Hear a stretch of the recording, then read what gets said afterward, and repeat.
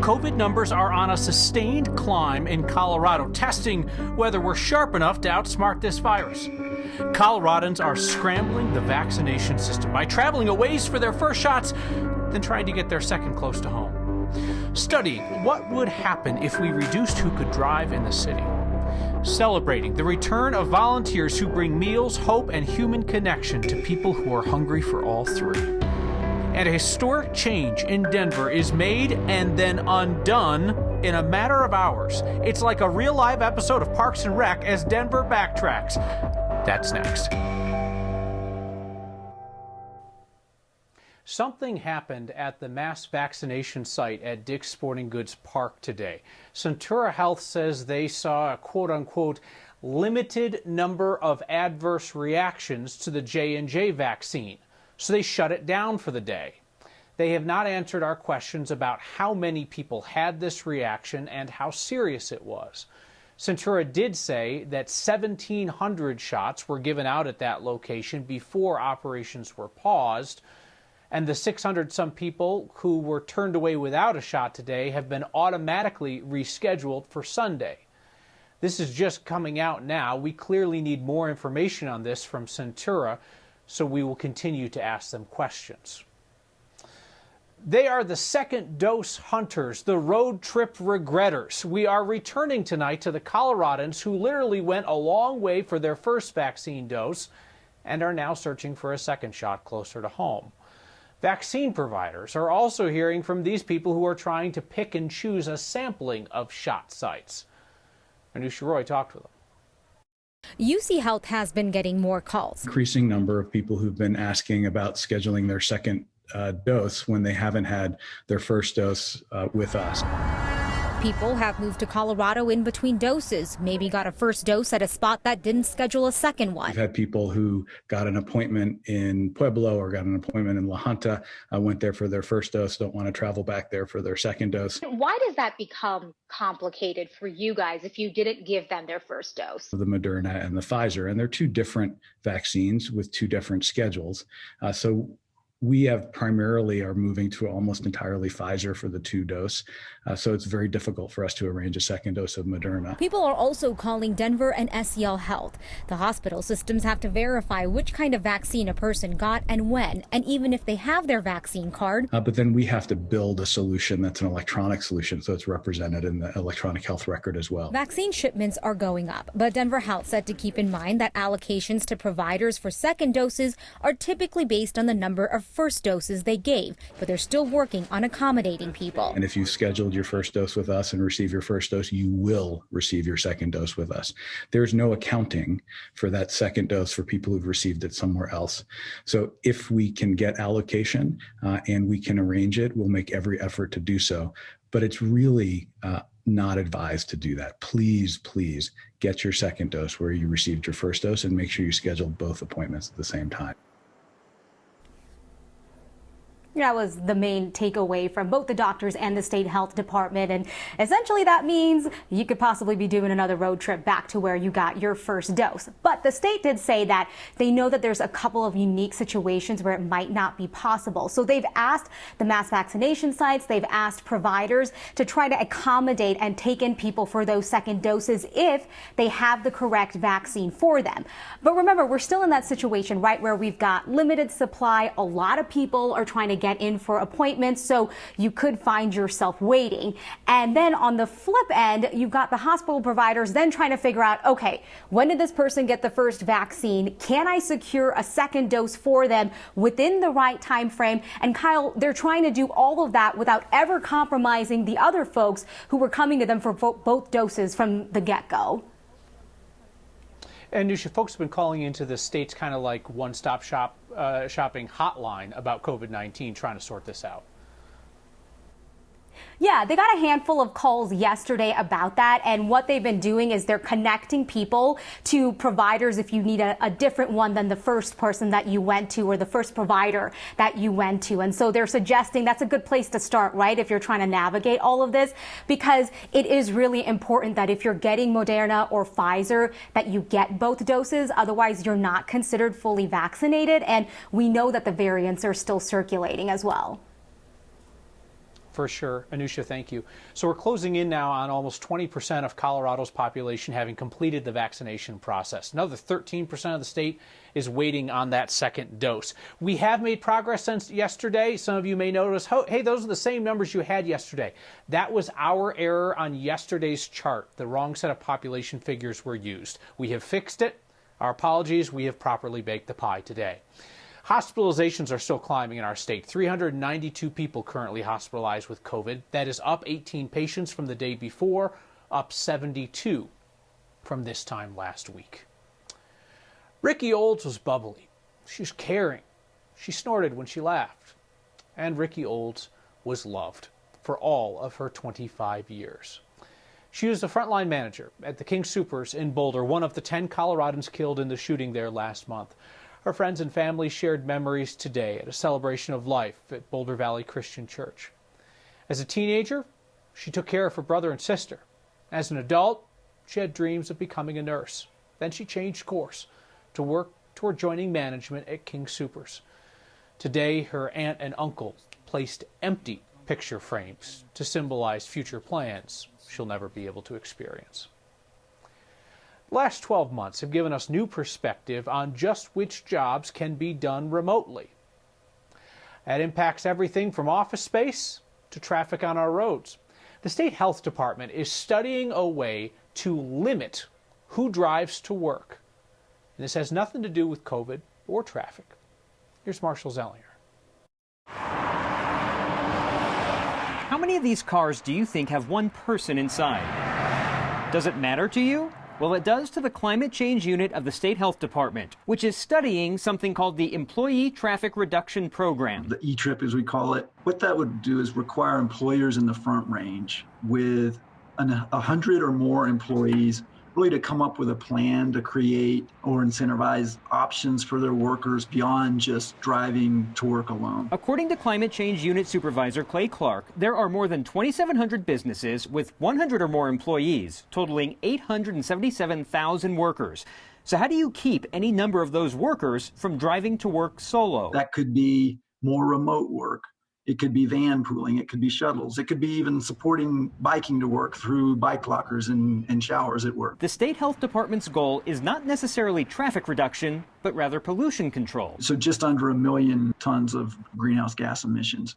But that's by 2025. To incentivize behavior change, the Regional Air Quality Council did a cost-benefit analysis of different ideas. One of them was having businesses with 250 or more employees provide eco-passes for unlimited RTD rides.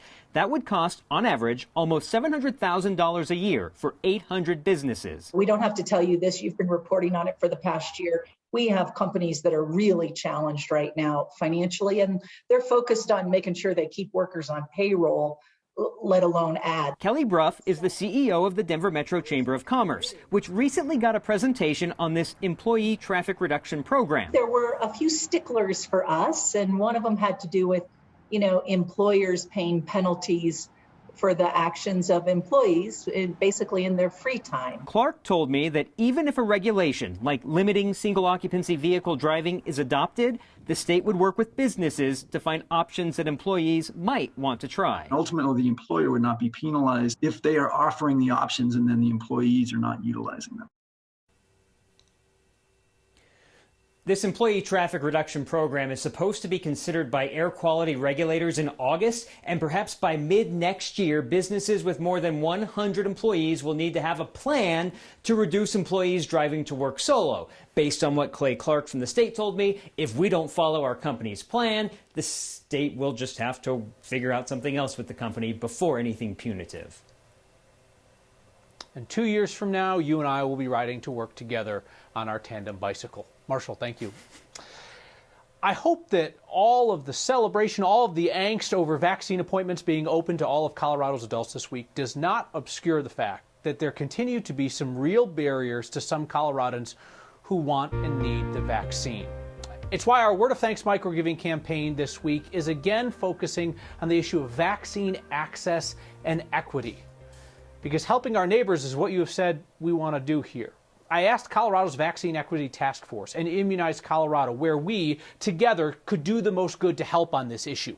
And they praised the work that's being done by the Center for African American Health. COVID testing, vaccine clinics, vaccine education, and outreach. That nonprofit is making the one-on-one personal connections that help Coloradans make informed choices about the vaccine, and that nonprofit is breaking down the barriers to getting people vaccinated.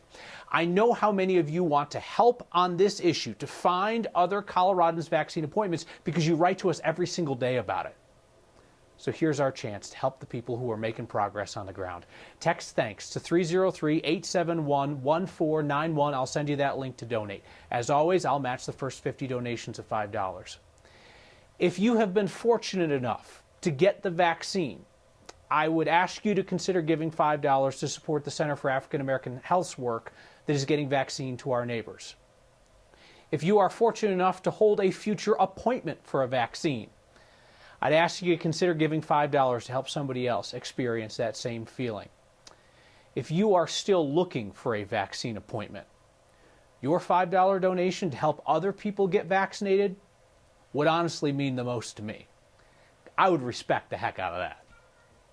If you ever doubt the power of your generosity through word of thanks, just look to the small town of Branson in southern Colorado. This morning, Branson broke ground on a new football field that will also become a gathering place for that community. When you heard that opposing football teams did not want to play on Branson's rocky, muddy field, you jump-started their huge fundraising campaign. Next Viewers gave more than $80,000 for this effort. And Branson, they looked high and low all over this state for dollars to build their turf field and stands and assorted buildings. The athletic director passed along his thanks to you this week, wrote a note saying that you were a large part of that small town's success. Anybody who worked with us inside the building, we cut off all access until we could be sure that everything inside the building was safe. When the pandemic hit, the volunteers had to stop volunteering. Now they're back, vaxxed, and ready to go. And it's a sign that government was a little too efficient today. The reason why La Raza Park's new signs are gone on the day they were installed. Next.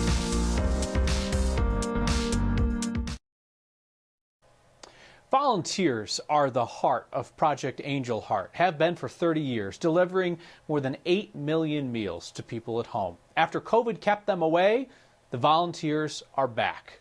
Here's Byron Reed. Good afternoon, Project Angel Heart. A kind voice on the other end of the phone. Well, I'm going to put you through to client services. Can be the first step in getting help for Coloradans in need. People who call here are sometimes in terrible straits, and so it's just taking the time to talk to somebody like that really important. Dorothy Hansen has been donating her time at Project Angel Heart, a nonprofit that delivers more than 500,000 meals to about 3,200 people who are homebound with chronic illness across the state. Hang on just 1 minute, please. She's been answering the phones for the past 2 years, but when the pandemic hit, Dorothy stopped volunteering. Because of my age, I decided that I was not going to get the virus, so I've been isolated for more than a year. In March 2020, we had to cut off almost all of our volunteers. Owen Ryan is the president of the organization and says this past year was tough. Anybody who worked with us inside the building, we cut off all access until we could be sure that everything inside the building was safe. Hansen is one of the seniors who have recently returned to volunteering after receiving both doses of the COVID vaccine. Project Angel Heart says she's one of 500 volunteers currently helping out. We are about 40 staff who do this day in and day out, and they are 500 people that it takes to get from our kitchen to someone's front door. It's just been a nice segue into having some normalcy back, which is, I think, everybody craves right now. These volunteers now hope they can continue to provide a little comfort. We could not do this without our volunteers. By lending a helping hand or sharing a friendly word to help out. And I'm actually contributing to this bigger picture. That's really important to me. For Next, I love that. I love this job. It's really fun. I'm Byron Reed. Project Angel Heart said, some of these home visits are the only outside interaction for some of their clients. They also mentioned that whether somebody is vaccinated or not yet, they have safety protocols in place so that anybody can volunteer. An idea at the Capitol to improve wildfire prevention. Democrats like it, Republicans too. So what's the holdup? And the new signs at La Raza Park look great. So why in the world did they get pulled just as soon as they were installed today?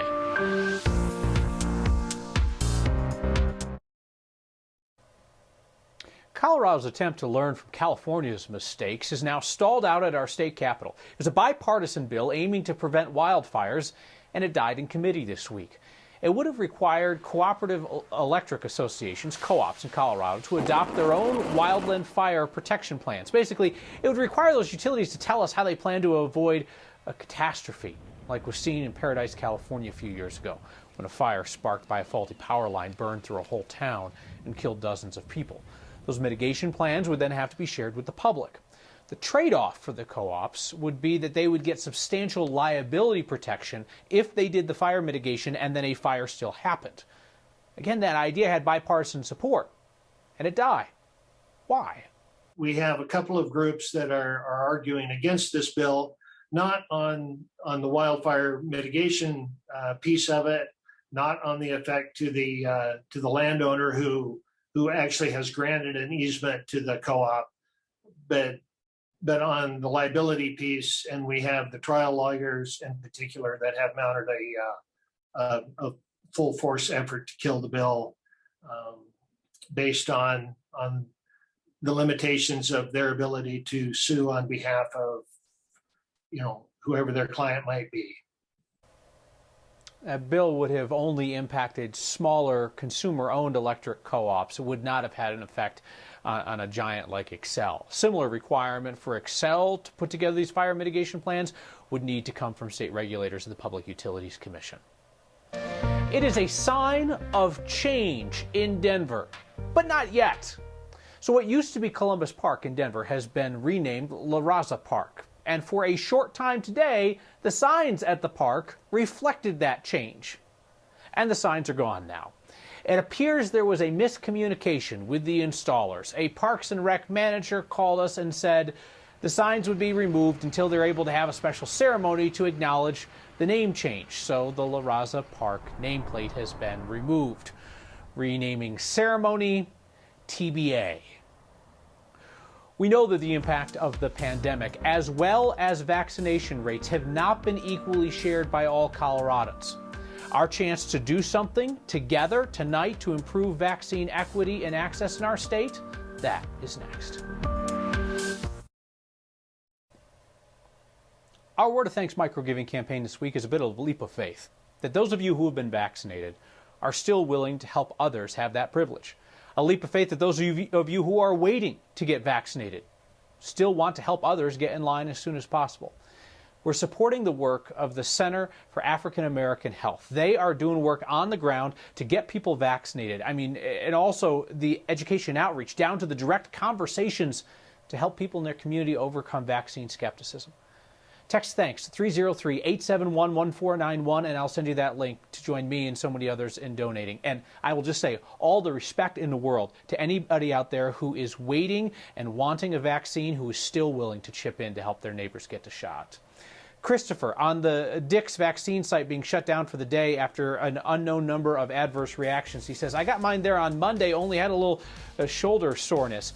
We need a lot more information about what happened there, Christopher. You're clearly in the vast majority. Centura needs to provide us more info.